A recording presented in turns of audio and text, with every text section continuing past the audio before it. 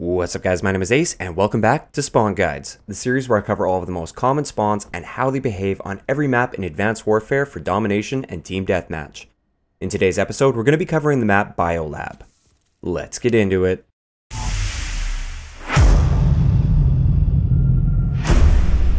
Alright guys, so let's kick it off with the Team Deathmatch spawns for Biolab. For Team Deathmatch, there's actually quite a few spawns all over the map, so I don't want to overwhelm you at first. Here are the primary spawns. These are the spawns you have to worry about most of the time. As you can see, like you'd expect, they're spread out all around the edges of the map. This is what we see on almost every single map, and there's some in every corner and kind of just on the edges of the map. Pretty easy to predict once you know these spawn locations. Now, I might overwhelm you a little bit here, but here are all the secondary spawns. Now on this map, these secondary spawns actually happen a little more than you would expect when you compare it to other maps. So you do have to be aware of these secondary spawns, but to be honest, I wouldn't worry about memorizing every single spawn location and actively trying to predict these secondary spawns to the exact spawn while actually playing the game. It's just nice to know that they're there, and this is where they are. There's a bunch spread out in the middle of the map. The ones in the middle of the map are quite rare. These are the ones that usually just happen when you have enemies pushed all around the edges of the map, and there's really no other safe spawns, so they're kind of emergency spawns. So let's bring up the zones for this map. Now the zones are a little bit loose on this map. Sometimes it flips a little bit weird, and I wouldn't rely too much on this zone-based system, but it is still a nice little rule of thumb to use. If an enemy is within one of these zones, it's not likely your team is going to spawn in that zone. It's very, very unlikely. Now, as far as the boundaries go, it was a little bit difficult to predict with this map just because there's so much going on with buildings and lines of sight and things like that. But this is an approximation of the zones. If there's an enemy in that zone, it's not likely the other team is going to spawn there. On the other end of that, if you're pushing really hard into one of the enemy's zones, then you know that you're blocking the spawns if you're within one of these zones here, and you likely flip the spawns to a different zone. Now you'll notice most maps only have the 4 zones that I really point out. This one has 5 and then kind of some emergency spawns as well. So the emergency spawns are the ones in the middle. I didn't even classify them as a zone. Those are just spawns that'll happen when all of the zones are occupied by somebody and there's really nowhere else to put you. As for the 5 zones, it's kind of strange how this one acts. You have like the blue zone, the yellow zone, and the green zone there. That yellow zone normally wouldn't be like that, but this does appear to act like its own little zone on the end of the map.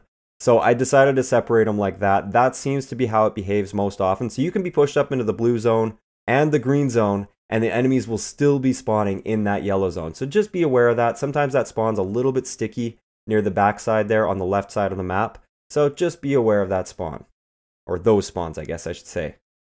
So those are the Team Deathmatch spawns on this map, and just generally how they behave. Just be aware of sort of those zones and where you're pushing on the map, and which spawns you're going to be blocking, and where the enemy can possibly flip to based on your teammate's location. I know I kind of zipped through that really quick, but that's kind of how this series is going to go from now on. So let's move into Domination. For Domination, this map is actually pretty straightforward. You have your C spawns, your A spawns, and your B spawns. Basically for C, most of the time if you hold the C flag, you're going to be spawning somewhere in that back building. I believe they call that building blue in competitive. I could be mistaken on that, but it's the one with all the yellow spawns that you can see there. Most of the time you'll be spawning in or behind that building, or out in the open on the bottom right hand side of the map there, right under where that big thing is that transports those canisters that explode. For the A flag, these ones are spread out a little bit more, but they're spread out all the way along the back side of the map there, or I guess you could say the left side of the map as you're looking at it right now. So it's just nice to know that they are spread out a little bit. So if you push inside the building a little, then it's still possible that they're going to be spawning outside the building near the A flag. And on the other end of that, if you're pushing from the C flag and you're pushing the outside area towards the A flag, be aware that they'll probably spawn at like the bottom of those stairs there or somewhere inside the building. And also, one thing that I want to point out, or I kind of need to point out here, is that one spawn on the very top left corner. It's a blue spawn. So I have it marked as a B spawn. This is more of a shared spawn between A and B. So a lot of the times, if you're pushing the A flag pretty hard and you're putting a lot of pressure on it and the enemy team only holds the A flag, they'll still spawn way up in that shared spawn by B, even if they don't hold B.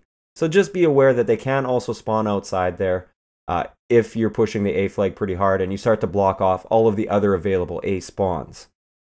For the B flag, we have those 3 main spawns, and then we have that one little spawn in the corner there. The 3 main spawns are the ones you really have to worry about. That little one in the corner almost never happens. It's very, very rare, so I wouldn't worry about it too much. And you'll also notice for the A and C flag, we also have small spawns. And again, I wouldn't worry about these spawns too much. Basically, for the red one, the A spawn there, that little tiny A spawn near the middle of the map, basically, if you spawn there and you only hold the A flag, that means that the enemies have definitely pushed in towards the A flag and they are blocking off all of the other spawns. That's the only reason you should ever spawn there. So just be aware of that. If you spawn there, turn around and go defend that A flag, or whatever the situation demands, I guess you could say. You might want to push for C or something. Same goes for the C flag. If you get that little C spawn that's inside that building, I believe they call that one purple.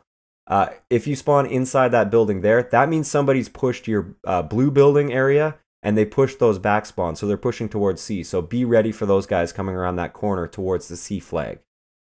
So that's pretty much going to wrap it up for the spawns on this map. It's quite simple, pretty straightforward, and easy to predict once you know the spawn locations, especially for Domination. Domination's actually very, very nicely balanced as far as spawns go. Let me know in the comment section below which one of the maps you'd like to see me cover next. If you enjoyed the video, a like rating is always appreciated, and don't forget to subscribe for more if you haven't already. I'll talk to you guys next time.